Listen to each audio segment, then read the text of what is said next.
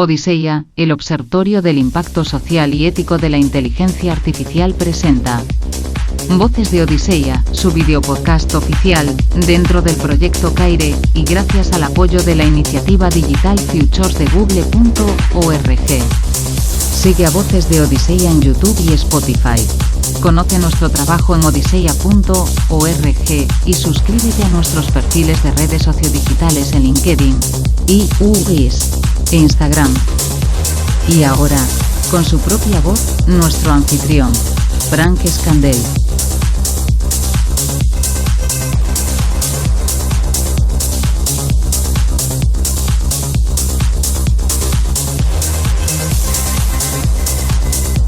Muy buenos días, buenas noches a todos los espectadores y oyentes de Voces de Odiseya.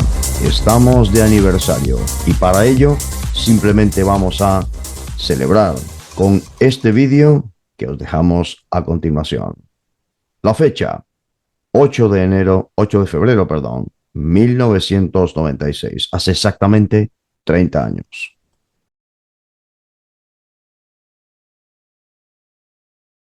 Thank you very much. Thank you very much, Mr. Vice President, Mr. Speaker, members of Congress, and ladies and gentlemen.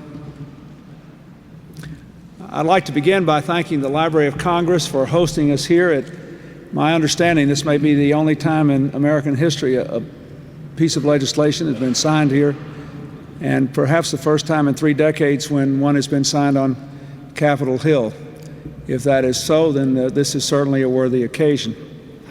I thank Lily Tomlin for reminding us that the internet can be fun.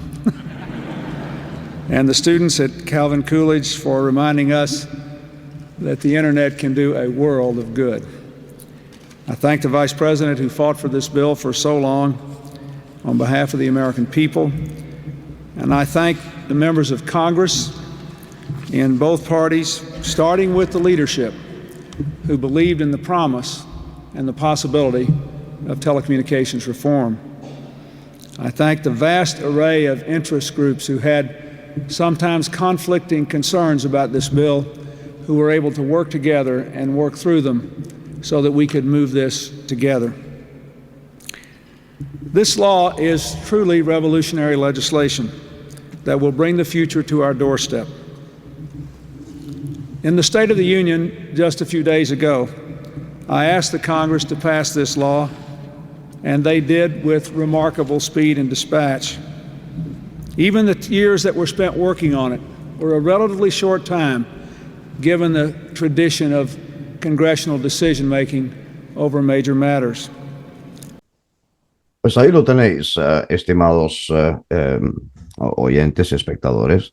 El presidente William Jefferson Clinton, exactamente hace 30 años, además en un sitio especial que le daba el pistoletazo de salida a una ley que vamos a discutir ahora, que es prácticamente y misteriosamente desconocida para la inmensa mayoría, ya no del público en general, porque eso se entiende, pero sí de nuestros legisladores incluso. Es bastante desconocida y vamos a conocerla. Ese fue el pistoletazo de salida a lo que llamamos hoy en día la economía digital. Y para eso tenemos 2 invitados de absoluto lujo. 2 personas además muy queridas por esta casa. Y le vamos a dar la bienvenida primero a uno de ellos, estimado profesor Suñé. Bienvenido nuevamente a Voces de Odiseya. Muchísimas gracias, Frank. Un placer estar siempre aquí, muy bien acompañado. Tradicionalmente solo de ti, pero hoy con Xavier, además que compartimos la catalanidad, ¿no? Pues efectivamente todavía más, y sobre todo por nuestros espectadores, que esto puede anunciarse divertido. Muchas gracias. Y por supuesto está también con nosotros Xavi Delgado. Xavi, bienvenido nuevamente a Voces de Odiseya. Hola, Frank, ¿qué tal? Pues un placer y la virtud de poder compartir este ratito con el profesor Emili Suñé y nada, con ganas de empezar, de ponernos manos a la obra. Claro que sí. Bueno, recordamos que básicamente esto que se hace llamar la sección 230 de esa ley, es americana, hay que aclarar también que a los oyentes, bueno, y que nosotros que tenemos que ver con una legislación americana, todo tenemos que ver en este sentido, absolutamente todo. Y precisamente esta sección 230 que establece que ningún proveedor o usuario de un servicio informático interactivo será tratado como editor o emisor de información proporcionada por otro proveedor de contenidos. Vamos a desentrañar qué significa eso. Y a la luz del 30º aniversario de este acta o ley de la decencia en las telecomunicaciones, como se llama, todavía está vigente.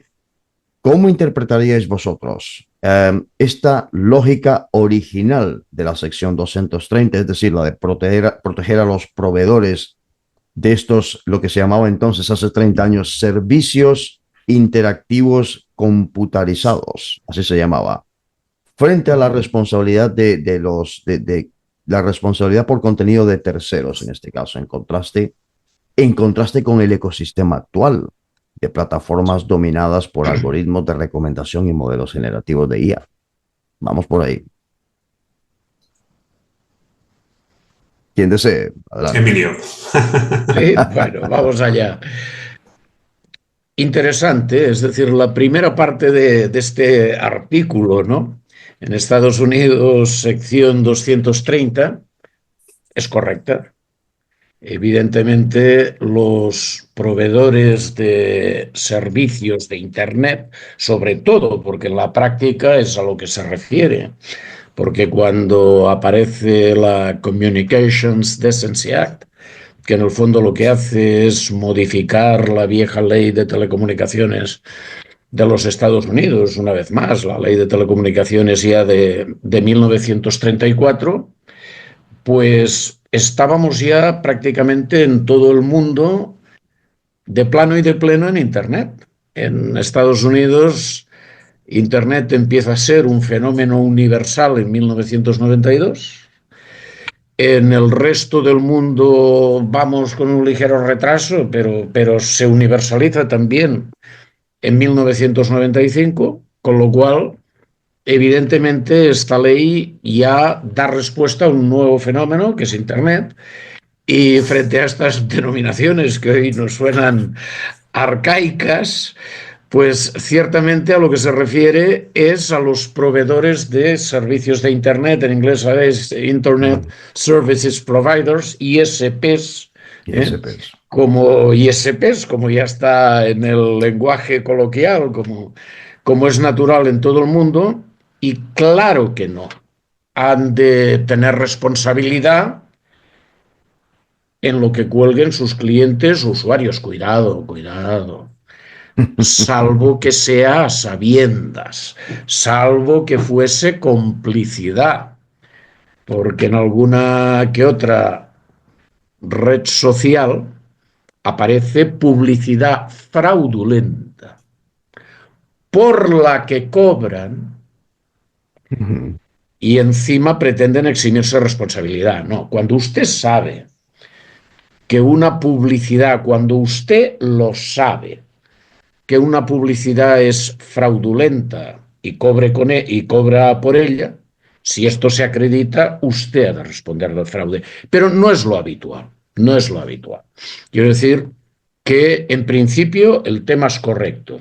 Si el proveedor de servicios de telecomunicaciones actúa de buena fe, no se le puede pedir, en principio, nada más. Él no es responsable. A diferencia, la segunda parte de la sección es otra cosa, pero en la primera parte, en la que nos hemos centrado en estos momentos, claro, él no tiene ninguna responsabilidad porque aquello no es un periódico. Es decir, hay que dejar muy sentado, muy claro, que Internet no es un medio de comunicación social en el sentido tradicional, porque un medio de comunicación social en el sentido tradicional tiene una redacción. Y la redacción filtra los contenidos por definición. Claro, cuando tú tienes un periódico, un programa televisivo, la comunicación social que estamos desarrollando nosotros en estos momentos está dirigida por Odisea y en concreto por nuestro querido amigo Frank Escandell. Frank Escandell ha dicho, ahí van a estar Xavier Delgado y Emili Suñé, ¿eh? Y, por lo tanto, sobre lo que nosotros digamos, él puede tener una relativa responsabilidad porque nos ha escogido. Exactamente. Pero no es el caso de un proveedor de servicios de Internet, sin duda, porque es un mundo abierto, sin una redacción. Pretender establecer responsabilidad sobre ellos es indirectamente o casi directamente una manera de pretender controlarla. Y esto ya nos lleva a temas que seguro que en esta conversación nos llevarán a su vez mucho más lejos. Así es. Sí, sí, Xavi. Bueno, pues que me corrija, por favor, el doctor Emili Suñé. Y yo creo que le irá muy bien también a los televidentes el hecho de decir, en cierta manera, a partir de qué hecho histórico se empieza a regular, ¿no? Y concretamente, si hemos visto la película El Lobo de Wall Street, en el año 95, un proveedor, ¿no?, que era Prodigy, concretamente, pues recibió una multa de $100 millones frente a Stratton Oakmont, la famosa pues empresa del protagonista de la película. Y entonces esto sucedió en 95 y la ley es del 96. Entonces Prodigy se erigió en cierta manera como un editor y claro, por eso mismo pues el tribunal falló a favor de esta empresa y claro, evidentemente yo creo que aquí también los políticos dijeron, oye, pues para que esto no suceda, pues oye, vamos a elaborar esta ley, ¿no? Que de esta manera lo que hacemos es eximir, ¿no?, de una responsabilidad por parte de del tercero, ¿no? En este caso, pues Prodigy, ¿no? Claro, luego, pues está claro que esa ley yo creo que ha quedado o es ahora mismo, ¿no? Investigando pues como pues el Internet pasivo, ¿no? Que está lleno de bots generando contenido, ¿no?, que ya no es el propio usuario. Yo creo que esta ley ahora mismo, digamos, es insuficiente, ¿no? Porque creo que hemos cambiado el paradigma ha cambiado, ¿no? En el sentido de que esa ley del 96 tenía como una estructura que consistía en que el usuario piensa algo, lo teclea y lo cuelga en un muro. Pero ahora, con la inteligencia artificial, hay un nuevo paradigma, yo creo que es más bien un tema ontológico, ¿no? No tanto técnico. Y es que el usuario piensa, pero no le ha dado forma, sino que utiliza una herramienta, que en este caso es la GenAI, que lo que hace es darle forma a esa idea. Y si tú, por ejemplo, con el último escándalo, ¿no?, de Grok, con la cuestión de la generación de imágenes, pornografía infantil, ¿no?, sí, de pornografía infantil, te das cuenta de que sí, muy bien, el usuario ha pensado en desnudar a un niño o una niña, ¿no?, o ponerle una cara en concreto, pero sin la herramienta, el usuario no podría haber creado esa imagen. O sea, con lo cual, las plataformas ya no son un simple muro. La plataforma te permite generar la idea y colgarla. Si Grok precisamente está diseñado para poder llevar a cabo esa acción, evidentemente que esa sección 230 ya es insuficiente. Porque aquí sin la herramienta, ese usuario no hubiera podido colgar esa imagen en la red. Por lo tanto, la responsabilidad ya no es únicamente del usuario, sino de la plataforma, en este caso Grok, que permite generar esa imagen. Por lo tanto, creo que aquí pues deberían las empresas, por ejemplo, en este caso Grok, de tener que puedan ser sancionadas porque le están permitiendo al usuario generar algo que de la otra forma en el año 96 era imposible. Era imposible, claro. Exactamente. Sí, algo. ¿No? Ok, pasamos, seguimos entonces, venga. Bueno, hay cosas sí. ahí muy interesantes. Sí, sí, adelante, Emilio, por favor. Claro, es que lo de Xavier es muy sugerente, porque efectivamente los tiempos cambian. Entonces, claro, en el año 1995-1996, el Internet social, el militar, el académico es otro tema, pero el Internet social acaba de aterrizar. Entonces, hay una serie de preguntas que son nuevas. Entonces, en aquel momento la pregunta ¿es Internet un medio de comunicación social? Porque en principio se quería decir que sí, poco por la responsabilidad, por decir usted puede ser controlado, tiene que haber derecho de rectificación, etcétera, y este tipo de cosas, como si lo fuese. Que, por cierto, en esta onda está el legislador español, que el legislador español ha actuado con algunas pseudo declaraciones de derechos del ciberespacio. Alguna no es tan pseudo, porque hay una ley curiosa, que es la ley 3/2018, que es la ley orgánica de protección de datos, cuidado, y de protección de los derechos digitales. Ajá. Claro, ahí hay cuestiones de derechos fundamentales en Internet y establece cosas, a mi juicio, completamente exorbitantes, como el derecho de rectificación. Claro, derecho de rectificación es un derecho de medios de comunicación social. E incluso lo que se está promoviendo es un poco la idea a través de otro derecho que tiene muchas espinas. Cuidado, esto no es tan sencillo como parece, que es el derecho al olvido. Cuidado, cuidado, cuidado, que el derecho al olvido está utilizado básicamente por los poderosos y que pretenden, a diferencia de un periódico que una vez escrito, aunque esté en una hemeroteca digital, en principio no tendría mucho sentido ya modificarlo, en la legislación española ya se ha hasta apuntado en el sentido de modificar la noticia. Esto es una barbaridad, que se quieren llevar las cosas mucho más allá. Esto empieza, efectivamente, por lo que se ha dicho, ¿es Internet o no lo es un medio de comunicación social parecido a los tradicionales? Porque esto tiene unas repercusiones jurídicas u otras. Y el tema en mi intervención, en el que sobre todo ha abundado Xavier, y con temas que no estoy tan al tanto del cine, soy así de inculto, yo soy la pera, pues efectivamente me había enterado mucho menos, pero que implícitamente he dicho en mi primera intervención. Claro, otra cosa es si aquí hay añadidos. Es decir, si alguien tiene un negocio, por ejemplo, en una red social, por el que cobra y permite una publicidad a sabiendas de que es engañosa, es responsable.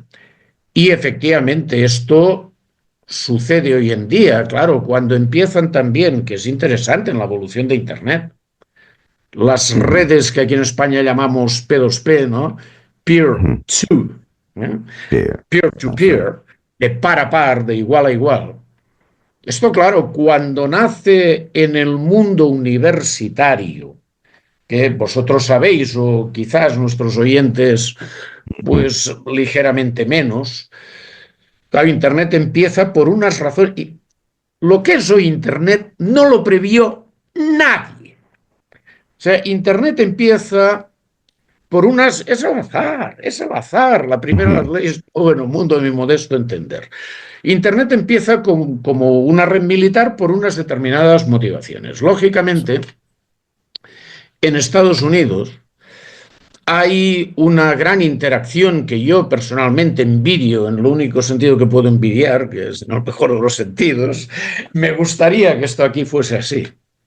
Que hay una interacción muy importante entre la defensa nacional, con la que siempre hay que contar, las empresas y el mundo académico e investigador, los think tanks. Eso es. Evidentemente, una red que nace para una finalidad militar nace conectada también con el mundo académico. Cuando se ha desarrollado su primera fase, que nadie previó, porque se previó para esa primera fase, claro, lógicamente en el mundo académico dice, ¡guau! Lo que tenemos, ¿no?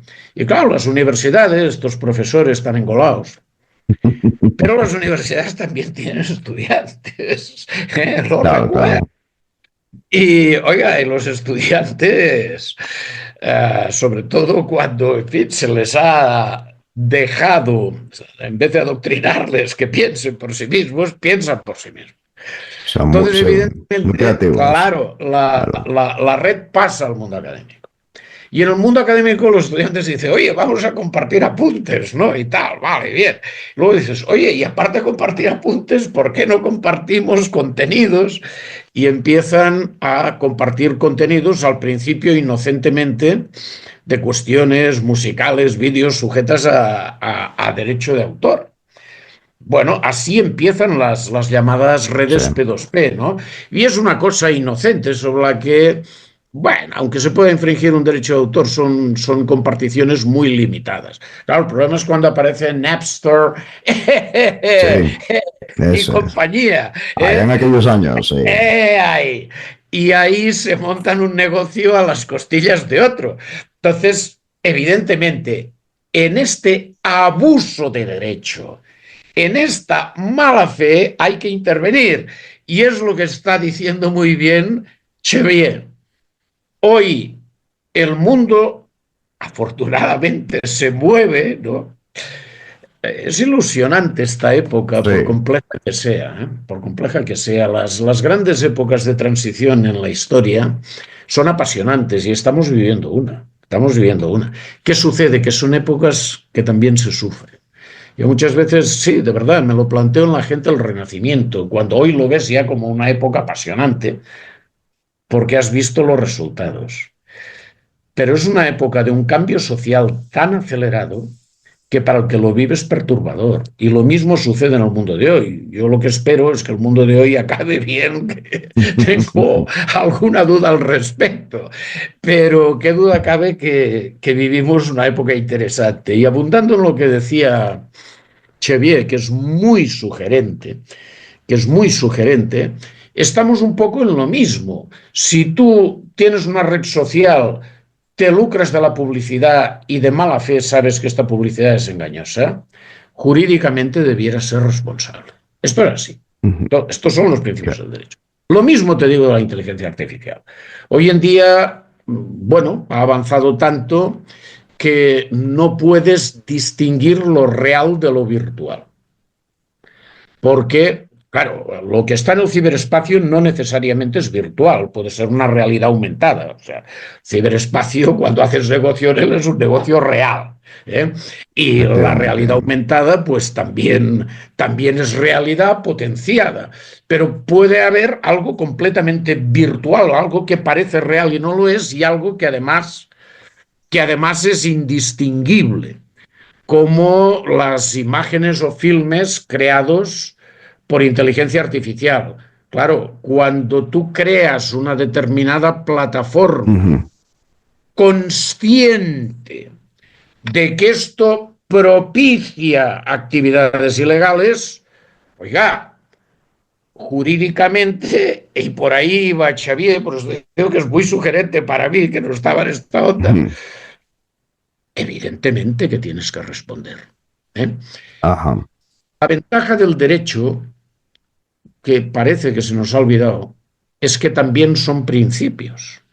Es decir, que este tipo de cosas, hoy en día es que estamos en una manía regulatoria absoluta de todo. Oiga, que el derecho son principios, el derecho no es un ladrillo rígido. El derecho tiene que interpretarse a la luz de sus principios. A mí, como jurista, no me cuesta nada entender que si una determinada plataforma facilita a sabiendas que a través de la inteligencia artificial pueda hacerse pornografía infantil que afecte a personas, sobre todo niños, Oiga, estamos ante un delito que a mi juicio debiera ser de lesa humanidad. Es decir, y esto ellos lo saben, esto no lo pueden permitir. Pero este tipo de actividades también dan a los que todo lo quieren controlar, a los que todo lo quieren controlar, pues el pretexto para establecer 1.200 regulaciones específicas de control que técnicamente, si los juristas supiésemos ser juristas, que técnicamente no debieran hacer falta, al menos en gran medida. Este es mi modesto. Correcto. Y precisamente eso nos lleva a esta segunda pregunta, que tenemos el acta o la ley, perdón, se me sigue saliendo lo de acta, de servicios digitales aquí en la Unión Europea, donde se armoniza o se actualiza este régimen europeo de moderación de contenidos precisamente, heredando, eso sí, un entorno técnico y empresarial configurado en torno a la amplia inmunidad que ofrece la sección, una ley tipo sección 230, especialmente cuando tiene que ver con los sistemas de hostings, los feeds y la recomendación. En este sentido, ¿hasta qué punto creéis que la arquitectura global de estas plataformas, moldeada durante décadas bajo la sección 230, ha condicionado también, y cuidado con esto, ha condicionado también la forma en que los usuarios europeos entienden la responsabilidad y moderación de contenidos en redes sociales? Xavier, te toca. Bueno, yo creo que, a ver, aquí en Europa, como decía el doctor Suñé, bueno, estaría bien que nos pareciéramos en alguna cosa a los americanos, ¿no? Y concretamente yo creo que aquí en Europa vamos a remolque, ¿no? Vamos a remolque, clarísimamente. Todo sucede primero en el mundo anglosajón, y luego, pues, dar retruc, pues, bueno, pues se revierte o digamos, se manifiesta, ¿no? Aquí en el entorno europeo, ¿no? Yo creo que somos pocas las personas que nos damos cuenta de lo que se vive realmente. En Europa puede ser que pues haya esta regulación, ¿no? Y como que todo se ha ido estableciendo a partir del marco de esta ley, pero creo que la gente es completamente... No podemos generalizar, las generalizaciones están mal, por lo tanto, pero somos muy poquitos los que nos damos cuenta de todo el entramado, ¿no? Y de cómo funcionan realmente las cosas, y que al final el hecho, como decía un profesor, un catedrático de teoría de la literatura, el saber es un hueso que es duro de roer, ¿no? Entonces, con lo cual, eso te quiere decir que necesariamente deberíamos entender que la ciudadanía europea tiene como una costumbre sana de investigar las cosas, de cómo funciona, ¿no? Pero que al final únicamente pues lo que viven es en la comodidad de lo que pues otros regulan, ¿no? Y que tú ya das por sentado y que realmente pues, oye, pues las cosas funcionan pues tal y como nos la presenta el mercado, ¿no? Que una de las cuestiones que le quería decir yo al doctor Emilio Suñé es el tema de que no se sabe hasta cuándo ahora mismo rige más el derecho mercantil que el derecho civil, ¿no? Porque en todas estas cuestiones de Internet, realmente aquí hay una cuestión, y es que el mercado es el que manda, ¿de acuerdo? Entonces...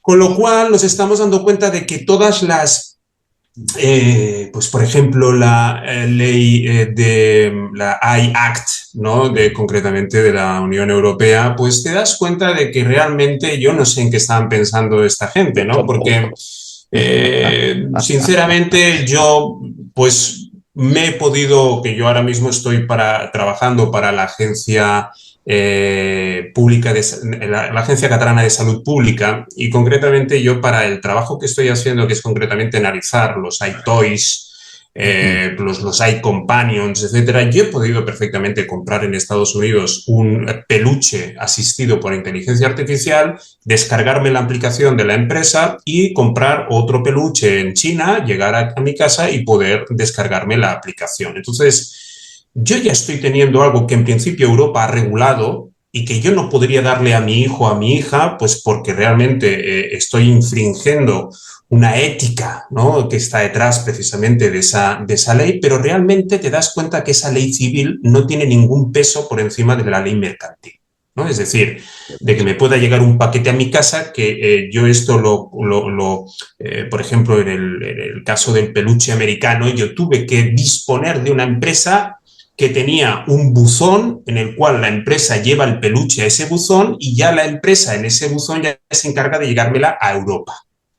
Pero todo esto está perfecto. Entonces, con lo cual te estás dando cuenta de que, pues, más que lo que Frank apuntaba, no decir como la ley europea, ¿no?, de las comunicaciones, pues si la gente es consciente, ¿no?, de cómo funcionan todas las empresas que ahora mismo nos dan los servicios de Internet, pues yo me doy cuenta de que realmente ese derecho civil está completamente supeditado al derecho mercantil. O sea, con lo cual te quiero decir, Frank, respondiéndote a tu pregunta, que sinceramente la gente es cero consciente.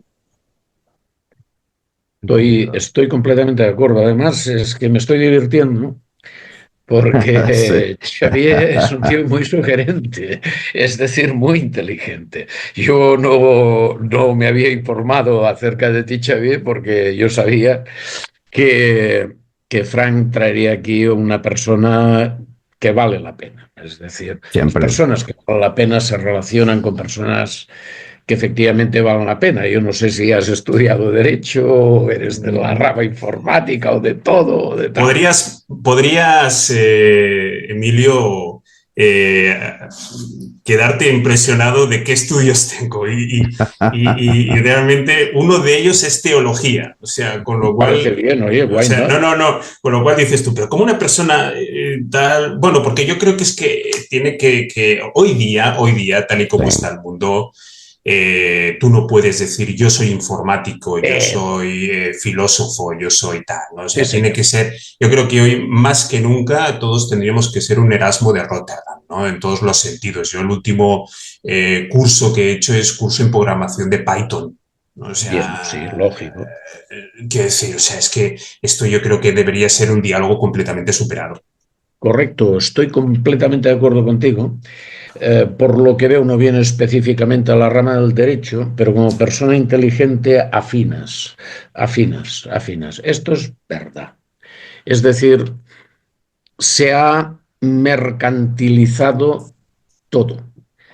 Hoy, de verdad, fíjate, el derecho de propiedad intelectual, como es derecho de autor, conceptualmente es derecho civil. Esto en los países, que no son todos, ni mucho menos, en los sistemas jurídicos romano-germánicos, en el del common law, las cosas pues cambian un poquito, ¿no? Aunque es un derecho de origen romano también, ¿eh?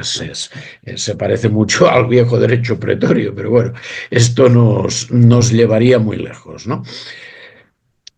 No todos los países, incluso en el sistema romano-germánico, tienen una distinción entre derecho civil y mercantil, que no deja de ser un estatuto de los comerciantes en origen, que claro, esto con la mentalidad de la Revolución Francesa, el estatuto de un gremio era mal visto, ¿no?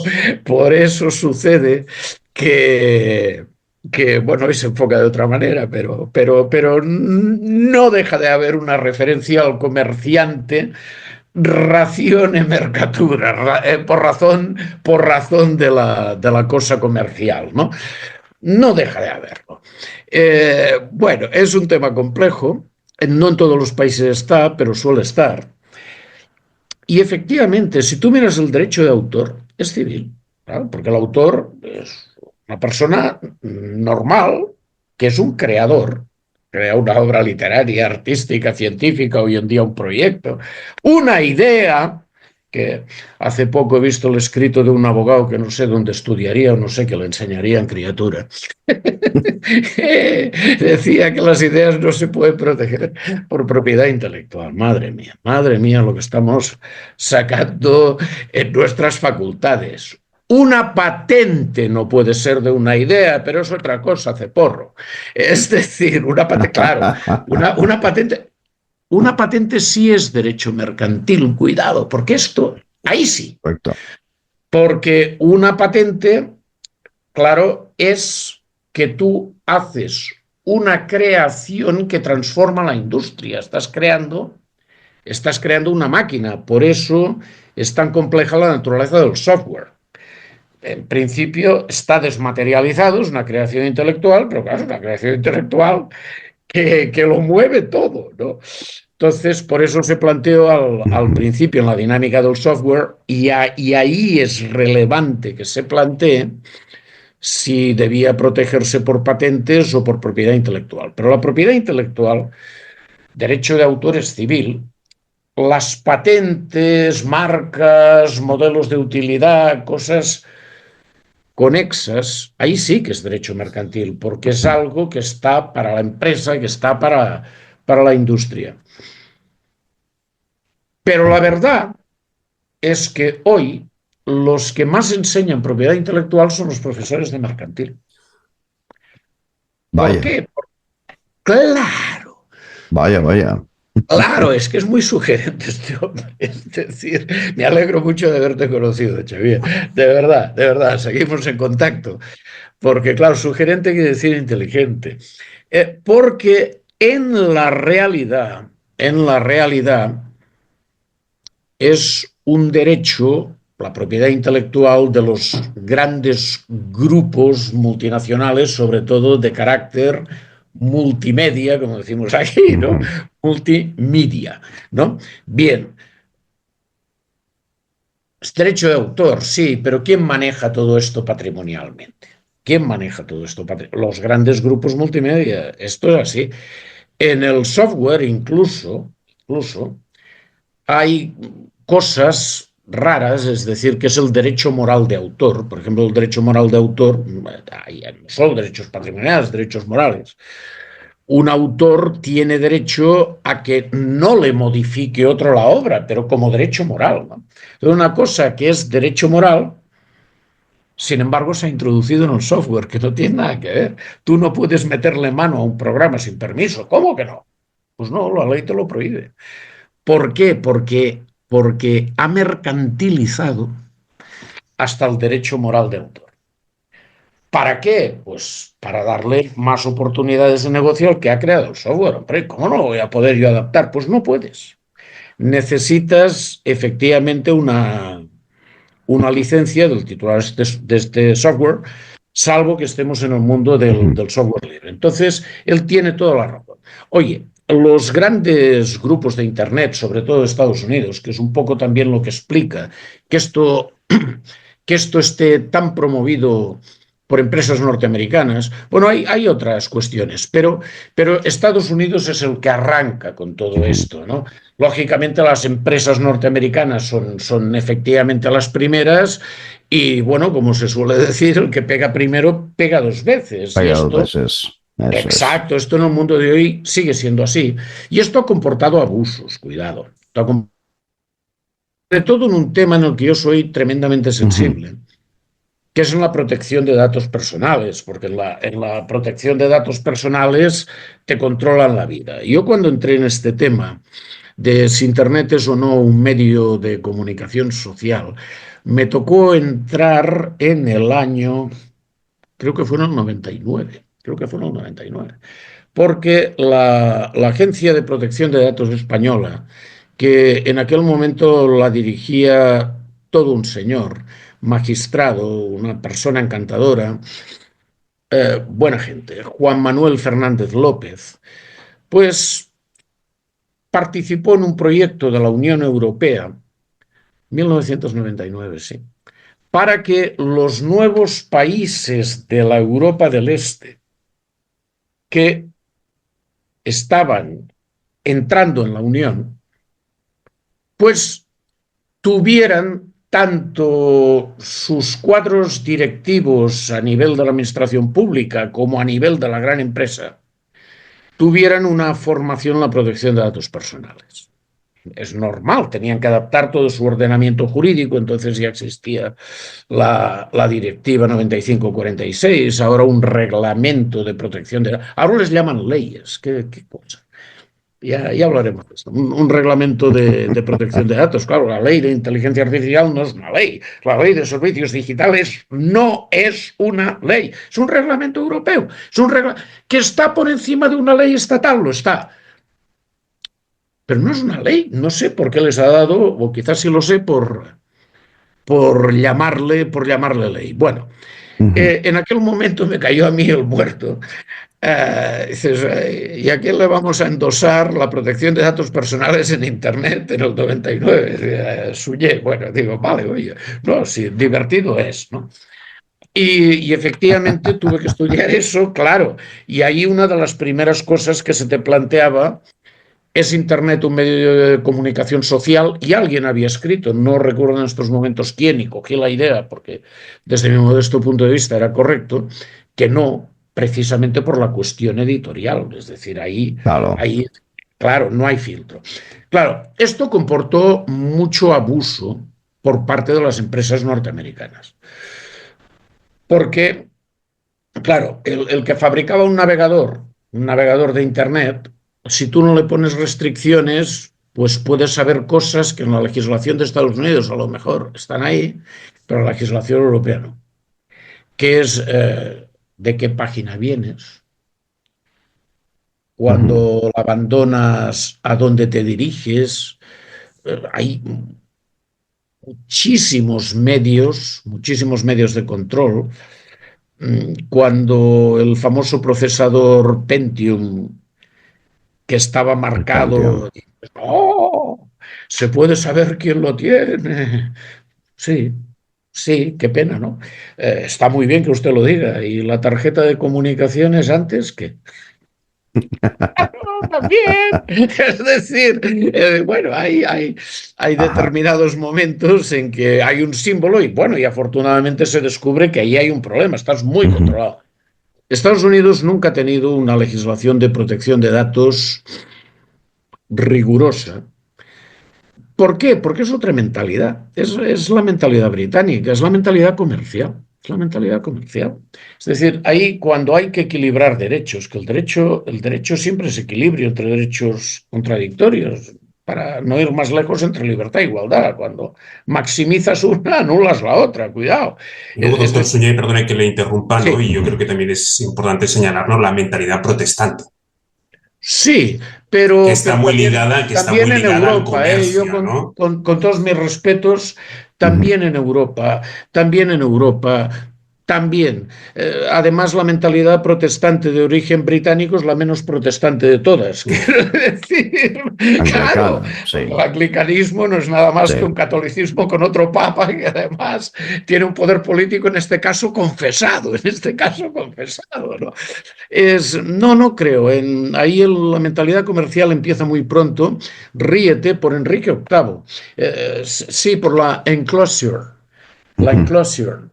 Enrique VIII es el que permite, que esto ha sido una salvajada. Si tú hablas de la desamortización, que le pone muy bien, porque es una obra y tal, un poco come curas, cuidadín con ella, cuidadín con ella. Porque cuando tú permites el cerramiento de tierras comunales, efectivamente creas un concepto burgués de propiedad frente a un concepto comunal, pero cuidado, las economías de base rural eran economías muy colectivas porque eran economías de supervivencia. Cuidado con la desamortización. Pero esto nos lleva a otro tema. Sí. Pero a lo que voy.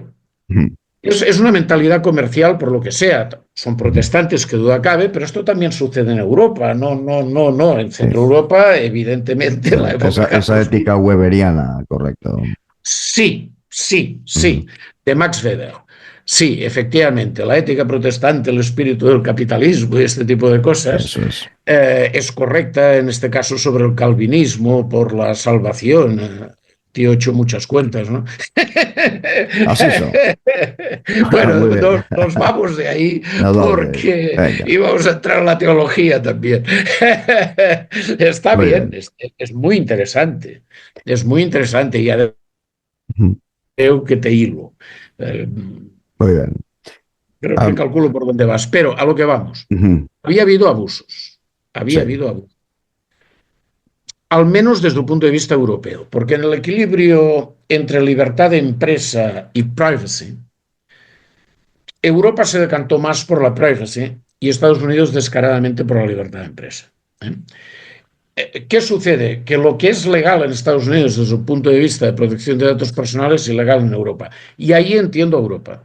Ojo, ojo, actualmente están colando no el camello por el ojo de una aguja, sino que están pasando manadas de camellos por el ojo de una aguja. Que las empresas van por hechos consumados, también las europeas, y los organismos de protección de datos no hacen nada. En el tema de aceptar las cookies es una auténtica vergüenza la manada de camellos por el ojo de la aguja que ha pasado por ahí, pero es un tema de otro día. Muy bien. Entonces, claro, en el tema, sí, sé que me he extendido un poco, Nada, en el tema de servicios digitales, es verdad que había que controlar un poco la dinámica de las empresas norteamericanas, pero se les ha ido de madre.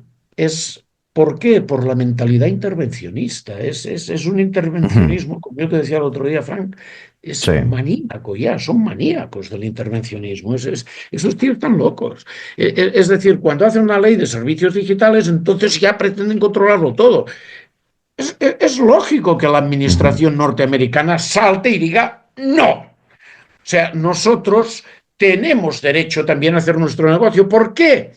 Porque han ido mucho más allá de lo razonable a medidas absolutamente controladoras y por lo tanto contrarias a la libertad. Entonces es lógico que la gente salte como en inteligencia artificial. Esto es de locos, ya lo habíamos hablado en otro momento. Solo te digo una cosa, en temas de los que no sabemos todavía casi nada, porque a dónde va a ir la inteligencia artificial, su desarrollo impresionante, el impresionante solo empieza. Entonces, nosotros no sabemos a dónde va a ir esto. ¿Usted cree que puede hacer un reglamento europeo de inteligencia artificial como el de 2024? Usted que sabe menos que el señor Xavier, que usted, señor Frank, y me temo que hasta que yo. Usted que sabe menos. Y nosotros, si tuviéramos que hacer una regulación, probablemente no pasaría de 10 o 20 folios. Usted Sí. le mete un número de bytes que probablemente es mayor que el del Código Civil. Está usted loco, hombre. ¿Por qué? Porque está usted torpedeando la innovación. No digo yo que no haya que controlar, por lo que acabáis de hablar de Grok. Claro que sí, pero en cosas sustanciales. Es decir, tú no puedes intentar regular lo que no sabes, como si fueras Dios hablando de teología. No lo eres. Ya está.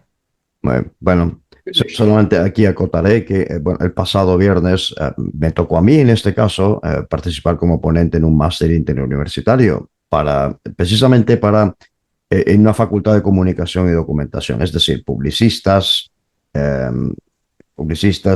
comunicadores, periodistas, están ahí todos reunidos. Y yo dije lo siguiente, porque tiene mucho que ver con lo que estamos discutiendo ahora mismo por la percepción que tenemos. El problema es que la inteligencia artificial no es lo que es el producto especialmente de una serie de narrativas pasadas espurias, la mayoría de ellas. Y entonces, basándolo en esas narrativas, es que hemos intentado regular y seguimos intentando regular el presente, cuando había que hacer un full stop en este caso y decir, no es esto. Hay que redefinirla porque es lo que pensamos que era y no es, efectivamente. Continúa en este caso que 30 años después, hay debate en Estados Unidos y oscila entre mantener, reformar o abolir la sección 230. De hecho, uno de los ejemplos que le di a los estudiantes es que pareció, y una serie de cosas que parecieron casi escandalosas a la vista de lo que ha estado sucediendo en las noticias en los últimos días, sin política, sin ideología, perdón. Pero dije yo, lo que hizo Elon Musk con Twitter es exactamente eso. Cogió Twitter, le cambió el nombre y hizo que Twitter volviera a ser, volviera a obedecer a esa ley todo lo posible. Les expliqué por qué. Ok. Entonces, mientras en la Unión Europea se despliegan estas obligaciones de diligencia debida, transparencia, evaluación de riesgos sistémicos para las grandes plataformas bajo la ley de servicios digitales, ¿veis una convergencia? ¿Veis posible incluso una convergencia regulatoria real en torno a la responsabilidad de redes sociales o más bien una tensión estructural de esto entre ese escudo de inmunidad americano y el enfoque europeo de responsabilidad por sistemas? Bueno, yo al respecto voy a decir que, vamos a ver, los profesores universitarios que colaboran, y no profesores universitarios, ¿no? Pero quiero decir, yo voy a poner un contexto para que me quede clara mi intervención, ¿no? Hay una empresa concretamente que se llama Mercor. Mercor es una empresa que lo que se dedica es a pagar con cheques de $300 la hora a profesionales de muchos distintos sectores, o sea, abogacía,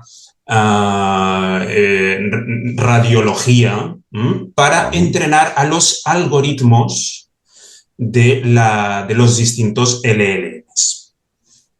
Muy bien. Entonces, la cuestión es que aquí puede aplicar cualquiera, desde Europa, desde Asia, hasta de Australia, ¿no? Es decir, de cualquier parte del mundo, ¿no? Entonces, con lo cual aquí, como veis, está completamente el derecho completamente difuminado, ¿no? Es decir, todo el mundo puede participar, ¿no? Todo el mundo puede aplicar, a entrenar, a pulir ese algoritmo, ¿no? Entonces, la cuestión es que entonces esta gente, estos profesionales, están recibiendo una recompensa económica por aportar su conocimiento, no solo el académico, sino el de la propia experiencia. Alguien como el doctor Emilio Suñé, con toda su experiencia, pues evidentemente no es lo mismo que una persona recién graduada. Con lo cual, eso significa que el algoritmo no solo es, como si dijéramos, conceptual, sino que además ya lleva una base, ¿no?, de la propia experiencia de ese profesional, ¿no? Entonces, ¿se están dando cuenta que están contribuyendo a que el empleo futuro se convierta en un grave problema social? Porque si realmente están aportando toda su expertise de años y años para que realmente al final acabe produciendo pues unas tensiones sociales muy fuertes que ya estamos viviendo ahora, como hacía referencia el doctor Suñé al principio, ¿no?, de cómo estamos en un momento de bisagra a nivel social en todas partes, y cómo pues no sabemos exactamente cómo vamos a salir de aquí, ¿no?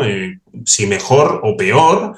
Pero entonces estas leyes que, como bien tú apuntas, Frank, tanto en Estados Unidos están claramente enfocadas a potenciar el mercado, y las leyes europeas que vienen como un poco a intentar parar, ¿no?, ese poder de las empresas estadounidenses, al final todo el mundo está confluyendo como una especie de embudo en el cual todo el mundo está pues apostando a porque la propia tecnología que ahora mismo está copando más que el propio Internet, que ya se da por supuesto, que es la inteligencia artificial, una ley que en principio habla de decencia.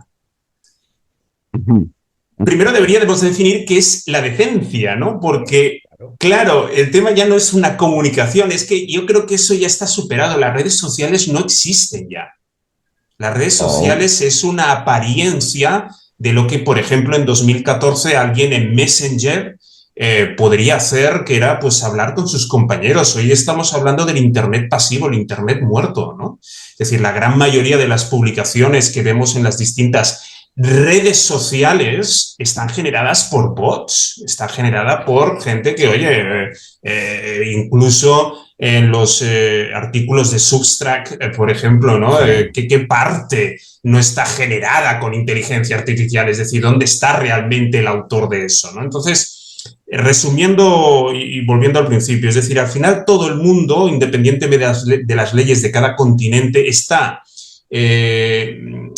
trabajando por encima de algo que ni ellos mismos saben el alcance, ¿no? Es decir, porque estamos viendo cómo en Estados Unidos, por ejemplo, el modelo universitario ya está resquebrajándose porque los propios recién graduados están encontrando con que las empresas ya no pueden encontrar ni prácticas, poder realizar prácticas. Hay un 7,6% de los recién graduados que están teniendo problemas para poder hacer prácticas.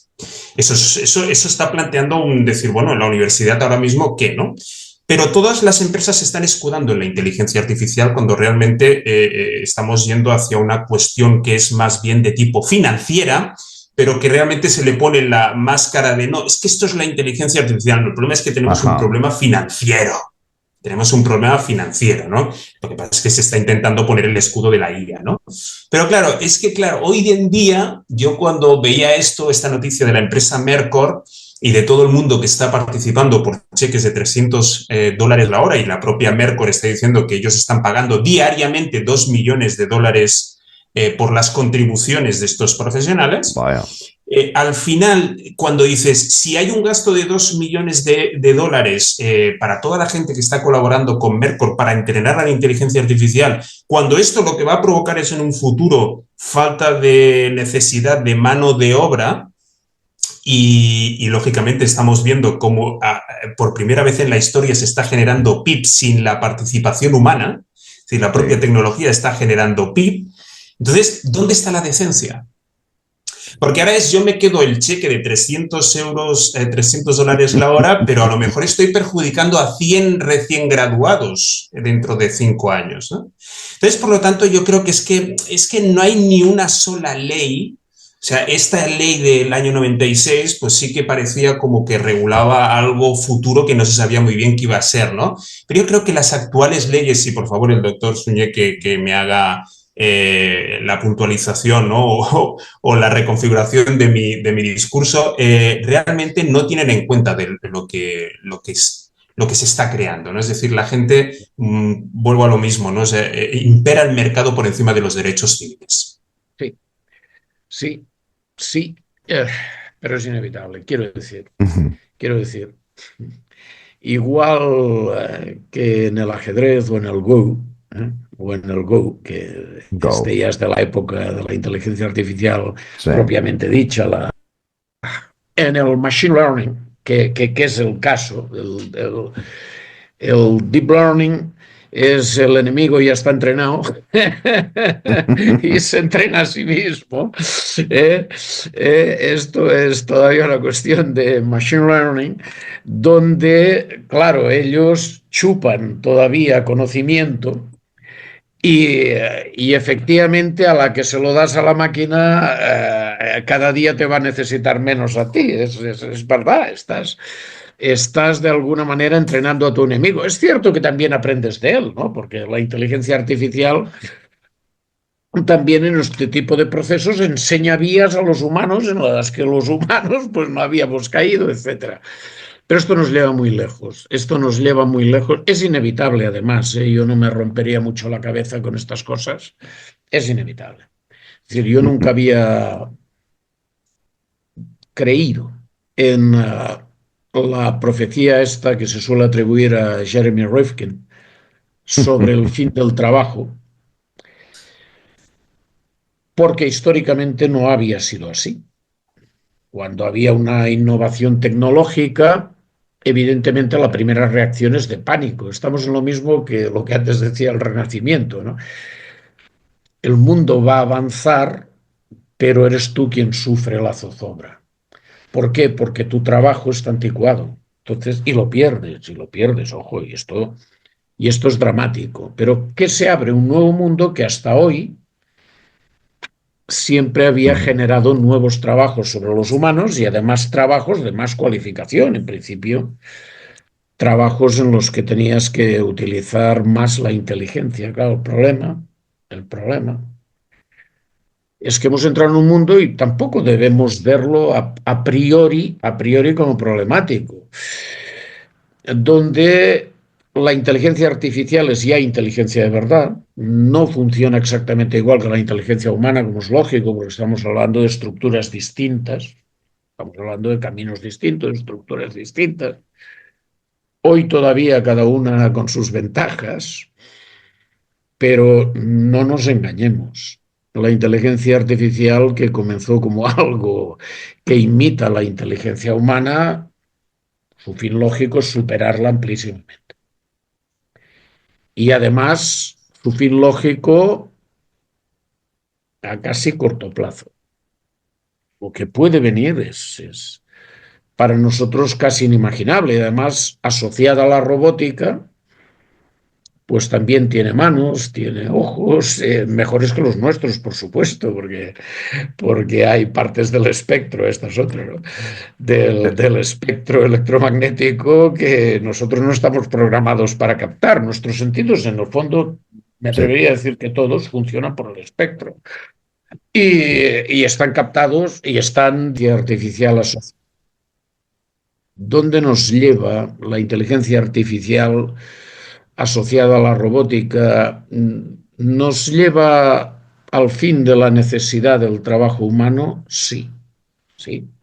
Yo soy empirista, porque lo soy precisamente porque también soy consciente de las fallas del empirismo. Es decir, el empirismo dice si las cosas han funcionado así hasta ahora, lo probable, ahí está, lo probable es que sigan funcionando así. Y bueno, esto explica muchas cosas, incluso el avance de la ciencia, pero hay un momento en que no. Y entonces tienes que recomponer completamente los esquemas.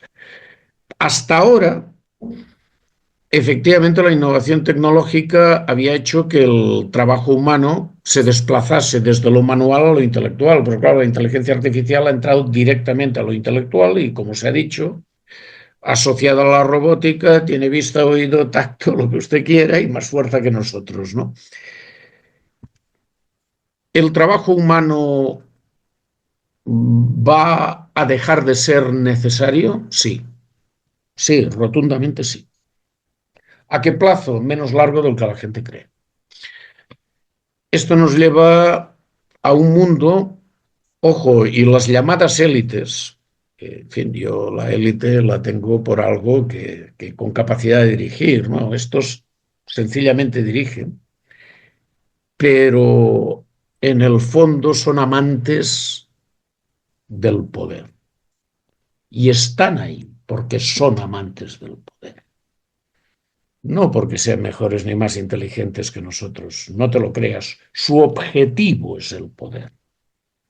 Ujú. Militar, económico, mediático, espiritual. Su objetivo es el poder. Y lo saben por dónde va el mundo, saben que la necesidad de trabajo humano va a desaparecer. Y muchas de las cosas que están sucediendo en el mundo obedecen a un programa porque quizás empezamos a ser demasiados. Entonces hay determinados cambios culturales que se están fomentando, que qué curioso van todos en el mismo sentido. En otros momentos fueron en otro, interesaba arrojar más mano de obra en el mercado y aparecieron determinadas ideologías, curiosamente, consonantes con eso. En estos momentos es todo lo contrario, es todo lo contrario. Ujú. Y claro, el jardín de Edén, el jardín de Edén, el jardín de Edén, pues algunos se lo plantean. y estamos hablando del fenómeno no ya transhumano, que sería de un ser humano potenciado, lo cual, si es en igualdad para todos, no rechazo, al menos a priori, sino que entramos ya directamente en el fenómeno posthumano, ¿no? Entonces, esto nos lleva muy lejos, pero no sé si estamos terminando la entrevista, Sí, porque definitivamente es otro tema.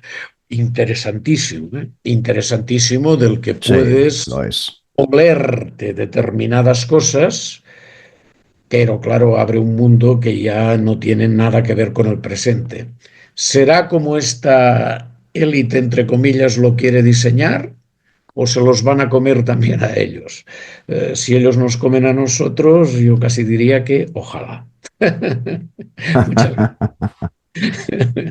Muy bien. Y para finalizar, esa cuestión tan importante hoy en día que es, se le ha dado el nombre en inglés de hype literacy, traducido como alfabetización mediática. Y esa cuestión que es el hype literacy que se llama, o la alfabetización mediática, tan importante, esto de hype, ¿no? Este estudio de la euforia, como se diría en castellano, que tan famoso hizo ese libro, esa investigación de 10 años del profesor Sinan Aral en el Tecnológico de Massachusetts, en la iniciativa, precisamente, la iniciativa de la economía digital, ese estudio de redes sociales durante 10 años. Y finalmente, pensando en esto, ¿qué capacidades como educadores que habéis sido los dos, seguís siendo los dos, qué capacidades críticas específicas deberían desarrollar los comunicadores, los reguladores y los ciudadanos en general para evaluar de una manera informada las promesas y amenazas vinculadas a esta interacción entre la sección 230 todavía vigente, la ley de servicios digitales, las futuras reformas de la regulación de redes sociales que podría ser, evitando tanto, por una parte, esta utopía tecnológica, este tecnoutopismo, por decirlo así, como ese fatalismo regulatorio? ¿Quién empieza? Emilio. Bueno, yo es que no sé, si tú me hablas de la transformación de la educación, yo ya estoy al final de mi vida académica.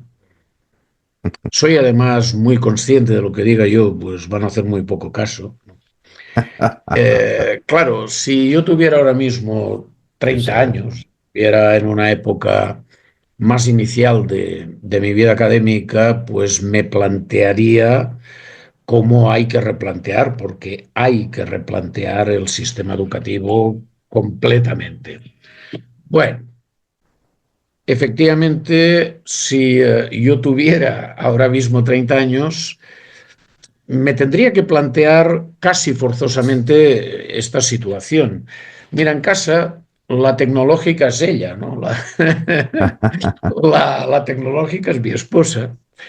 ¿En qué medida, en qué ella disfruta con estas cosas?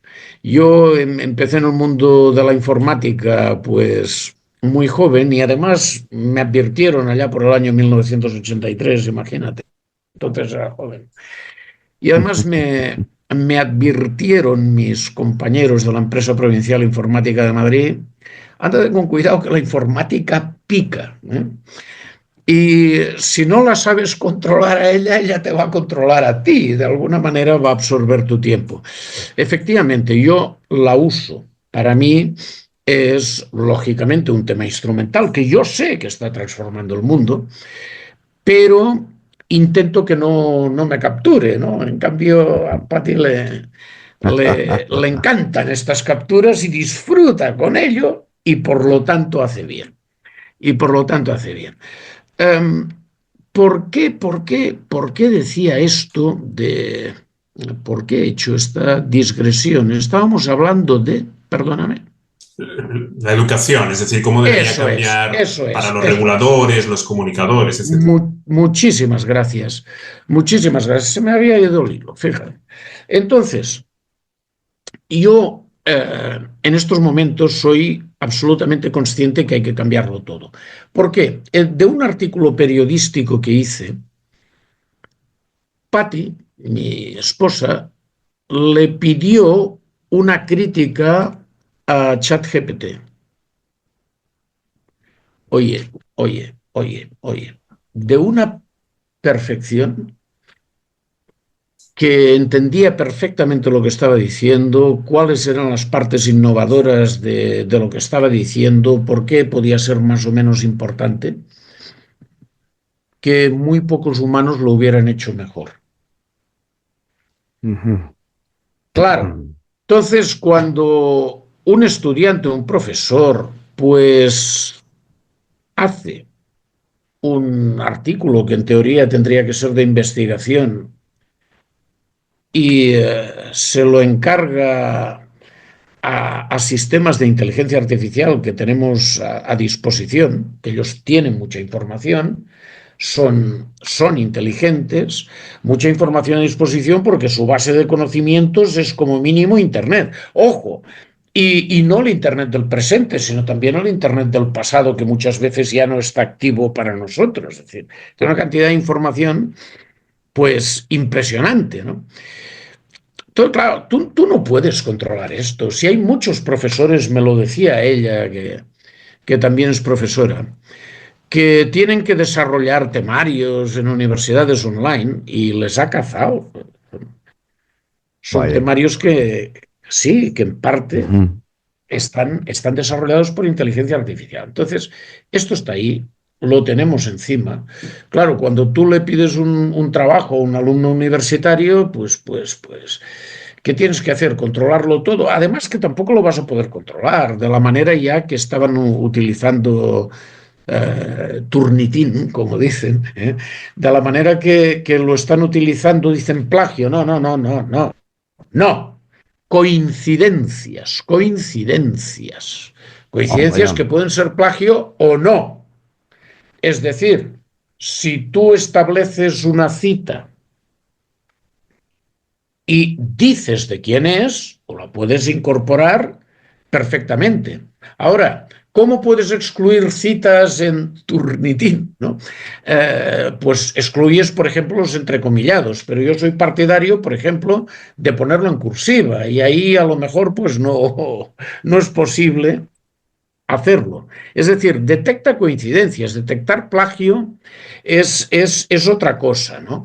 Por lo tanto, te estás metiendo ya en un mundo complicado. Es que es cuando haya más de tantas coincidencias, pues esto está copiado. Oiga, a lo mejor no.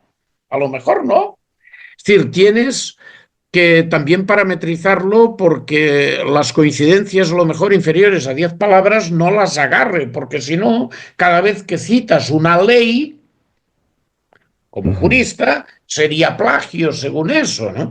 Entonces, esto no se puede llegar por esta vía. Por esto te digo que detectar si el trabajo de un alumno, de un profesional, lo ha hecho él o lo ha hecho la inteligencia artificial, pues va a ser una cosa infinitamente más complicada. Hay que contar con ello. Hay que contar con que estas herramientas están aquí. Punto final. Y la educación tiene que adaptarse al hecho de que las herramientas están para usarlas. Por lo tanto, es que el replanteamiento ha de ser global. Eso es todo. Dices, Suñé, ¿tú has pensado cómo? Yo ya soy casi un jubilata, soy un jubilata que está investigando todavía, de año sabático, con 68 a punto de cumplir 69. En principio, a los 70 me jubilo, comprenderás que quizás no tendría mucho sentido que fuera yo quien entrase en este tema, pero realmente estoy asustado. Veo que ahora los profesores se sienten obligados en todas las disciplinas a entrar en temas que no conocen muchas veces Sí, en absoluto. Cuando correcto. les veo hablar de inteligencia artificial, oigo cada cosa. Entonces, claro, ahí es un mundo nuevo al que tenemos que adaptarnos todo. El sistema educativo tiene que adaptarse para los alumnos. y en la misma formación del profesorado. El profesorado se ve obligado a entrar ahí y pontifica sobre cosas de las que muchas veces lamentablemente no sabe, ¿no? Entonces, el sistema educativo debe reformarse desde la raíz. Esto es seguro. Yo lo que opino, y para añadir lo que ha dicho el doctor Suñé, yo antes a mí me costaba, ¿no? Me costaba ver cuáles eran las medidas que se tenían que aplicar en todos los niveles educativos, ¿no? En la educación superior, por supuesto, ¿no? Pero he encontrado la clave, ¿no? Y la clave es muy sencilla, es dejar de evaluar el resultado para evaluar el proceso. Es decir, no puede ser que al final pues todo sea un trabajo o todo sea un examen o todo sea pues una prueba oral, ¿no? Que decían que la prueba oral era la que permitiría, ¿no? Pues superar esa problemática, ¿no? Que tenemos ahora mismo con la elaboración de actividades, efectivamente, con inteligencia artificial. Me decían, no, la prueba oral es la solución. No. La solución es transformar la evaluación y que la evaluación sea el proceso por el cual un alumno llega a un resultado. Ahí es donde está la clave, ¿no? No es preséntame este trabajo, preséntame este examen, enséñame que tú sabes que todo lo que yo te he dicho lo has interiorizado y lo has aprendido, ¿no? Es de lo que yo te he dicho, tú cómo llegas a esa conclusión. Y lo que debe hacer es que, evidentemente, eso implica mucho que no sea una educación tan individualista, sino que sea una educación coral, ¿no? Tiene que estar todo el mundo. El profesor lo primero que tiene que hacer, y el doctor Suñé, pues ojalá pudiera estar en una de sus clases magistrales, ¿no? Porque la clase magistral, desgraciadamente, pues ha dejado de tener ese peso que tenía, pero por una sencilla razón, ¿no? Y es que al final nuestro propio cerebro ha sido transformado por Internet, ¿no? Como dice exactamente en su libro Nicholas Carr, Superficiales, ¿no? ¿Qué ha hecho Internet con nuestras mentes, ¿no? Y precisamente lo que ha hecho es que por ejemplo, ¿no? La lectura individual, ¿no? Que había en las bibliotecas, ¿no? Pues ahora todo el mundo está tecleando en un ordenador en las bibliotecas. Ya las bibliotecas han dejado de ser zona de estudio personal, interior, ¿no? Entonces, dado que realmente la inteligencia artificial pues, puede permitir hacer cualquier cosa, ¿no? Lo que tenemos que hacer es precisamente abordar la cuestión de cómo se llega a un resultado. Y eso lo vi el otro día, que decían que en la carrera de matemáticas precisamente se hace eso, ¿no? El profesor enseña toda una serie de teoremas, toda una serie de teoría, y los exámenes no piden el profesor no pide, oye, dime exactamente lo que he dicho yo, no. O sea, te plantea un problema dando por supuesto que tú sabes que tú, con tus herramientas que te ha dado el profesor, con esas teorías, con ese tal, tú puedes llegar a darle una respuesta. Pero no está en ningún libro esa respuesta. Entonces, tú, el ser humano, tiene a disposición unas tecnologías, una calculadora, una impresora, un ordenador, una inteligencia artificial, una videocámara. Tiene todas estas herramientas que son medios, no son fines. Entonces, la educación, como apuntaba el doctor Suñé, que tiene que cambiar esa mentalidad del resultado, se tiene que centrar en el proceso. Y tiene que dejar tiene que aportar esos, digamos, fundamentos, esas piedras, ¿no? Que es la que le va a permitir al alumno poder llegar a un resultado, pero no como estos profesores que a veces dicen, no, oye, ¿cómo has llegado a este resultado, ¿no? Y entonces, pues el alumno dice, pues a través de esto, tal. Oye, pero aquí no has aplicado esta fórmula, pero no ha llegado ese alumno a ese resultado, pues intenta ser flexible a ver cómo ha llegado a ese. A lo mejor sí que le deberás reconducir y decirle, oye, pues mira, creo que has llegado muy bien a esta conclusión, pero creo que la forma más adecuada, porque al final ahí está entrando la experiencia del profesor, que es el que tiene, decían aquello de que antes en los colegios, en las universidades existía la tarima, ¿no? Y entonces el profesor puede subir a la tarima Y hay esa, que ahora está prohibido porque no es inclusivo, el profesor tiene que estar a la misma altura que el alumno. No, perdona.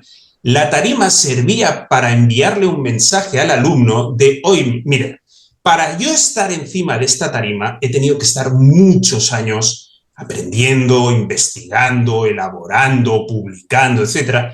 Y tú, amigo mío, estás ahí abajo porque todavía te queda mucho para llegar a esta tarima. Entonces, con lo cual, evidentemente la experiencia es un gravísimo y aquí la cuestión es que el profesor ya no tiene que dejar de entenderse como la figura de transmisión de conocimiento, porque el conocimiento te lo da ya en su momento Internet y ahora te lo da la inteligencia artificial, por lo tanto el profesor puede, y además voy a hacer un apunte, el sistema educativo, incluso el sistema educativo superior, está perfectamente preparado para ser sustituido por la IA. Porque lo que se busca es el resultado, no el proceso. Está correcto. Con lo cual, pues la reconfiguración que apuntaba el doctor Suñé tiene que venir desde esta perspectiva, ¿no? Que es el proceso. Y el proceso se basa principalmente en una cosa, que es pensar. Claro. No, esa gente que dice el pensamiento crítico, no, pero el pensamiento crítico viene cuando tú has pensado. Exactamente. El pensamiento crítico no sale de nada. ¿Dónde está el pensamiento crítico? ¿Está allí? ¿Está allá? ¿Está en un libro? No.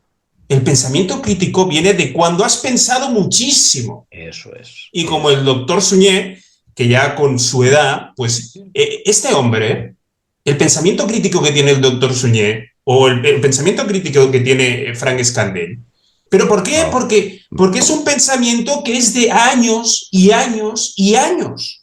Entonces el pensamiento crítico que se dice hoy en día, no, porque delante de la inteligencia artificial lo que se tiene que tener es pensamiento crítico y detectar cuando es una deepfake y cuando es una imagen. No, señores, no. Déjense ustedes de buscar el pensamiento crítico en las esquinas, porque el pensamiento crítico únicamente viene cuando el ser humano ha pensado por sí mismo. Exacto. Y eso es lo que en cualquier nivel educativo se tiene que hacer, que la gente piense. Tienes toda la razón, toda. La cuestión efectivamente es el proceso, más que nunca y mucho más allá de la retórica, porque hay retórica muchas veces que no se aplica. El maestro es un director de aprendizaje, es alguien que tiene una mayor experiencia, ha pasado antes por determinadas cosas, como tú decías muy bien, en el caso de la tarima tan mal interpretado, ¿no? Como el que lleva una cruz de oro y se cree que la de oro es para él, no es para él, es para tu jefe. Es para tu jefe, no se la cambies por latón, eso pienso yo, pero bueno, a lo que vamos. Efectivamente es un director de aprendizaje. Has tocado temas interesantísimos, no voy a abundar más en ellos porque has dejado unas ideas tan sugerentes que sería casi pecado no dejarlas fructificar. Y sobre todo complementar algo que en el fondo estás diciendo. Esto debe hacerse desde la educación infantil, desde la raíz. Desde la raíz. Yo admiro a los maestros, a las maestras de educación infantil. No es exactamente para lo que yo tengo vocación, lo que no quiere decir que desconozca su importancia. Si soy quien soy, se puede echar algún trozo a la olla, como decimos en Cataluña, de mí, es porque tuve excelentes maestros en mi educación infantil, porque sí, son estos maestros, estas maestras las que te forjan desde la raíz, precisamente porque saben ser directores de aprendizaje.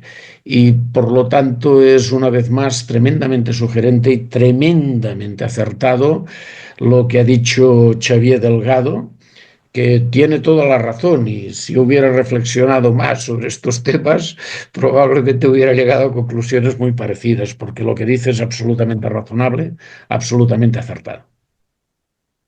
Muy bien, pues ahí lo tenéis, estimados espectadores y oyentes, como siempre.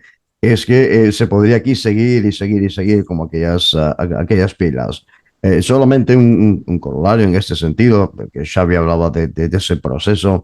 Volvemos a Marshall McLuhan otra vez y en vez de proceso la palabra es el medio, que precisamente el medio es el mensaje. Muchísimas gracias, amigo Emilio, amigo Xavi, por haber estado aquí esta tarde, noche, en Voces de Odisea. Gracias a ti, querido Frank, gracias a ti, Xavi, y además gracias porque me has dado un nuevo amigo. Esto no va a quedar solo Eso aquí. de eso se trata. Pues lo mismo digo, gracias Frank y gracias porque realmente es eso, ¿no? Es al encontrarnos gente que piensa y que a los que se nos debería dar voz para poder orientar de cara a las próximas generaciones. Muchísimas gracias. Y a todos ustedes, buenas noches, buenos días.